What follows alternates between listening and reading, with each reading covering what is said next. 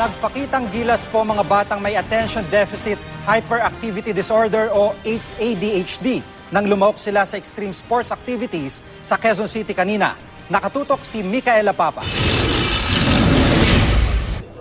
Napasabak sa extreme sports activities ang 30 batang may attention deficit hyperactivity disorder o ADHD sa Quezon City. Bahagi ito ng summer fun activity ng ADHD Society of the Philippines. Ang mga batang lumahok ganadong-ganado. May nagrapeling, Tyrolean traverse at zipline.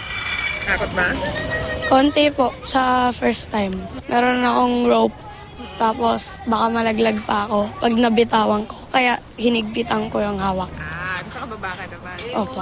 Many kids who have exceptionalities such as ADHD, learning disabilities, high-functioning autism, they have self-esteem issues. So we deal with that when we build their confidence. Ang ADHD ay isang kondisyon kung saan maikli ang atensyon at sobrang aktibo ng pasyente.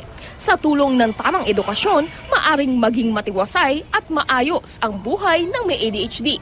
Bukod sa nag-enjoy ang mga bata, nagsisilbi pang family bonding ang event dahil pati ang mga magulang sumali na rin sa extreme activities.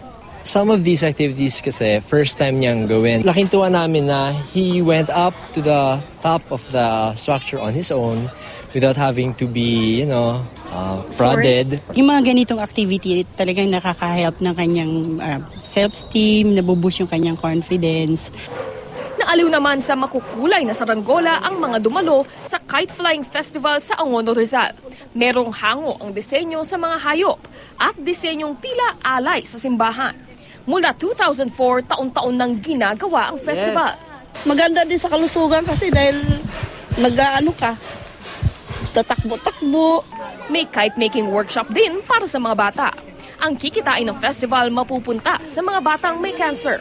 Ang mismong organizer, breast cancer patient na gusto raw makatulong sa mga batang may iniindang sakit. Ang team namin ngayon is time out muna sa computer. Let's enjoy the coolest show on air.